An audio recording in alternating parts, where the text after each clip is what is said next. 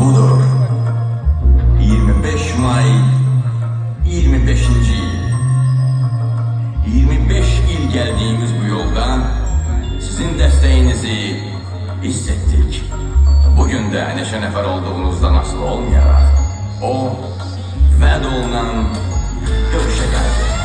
Allah yaradır bu Adem'den Havvalı. Sonra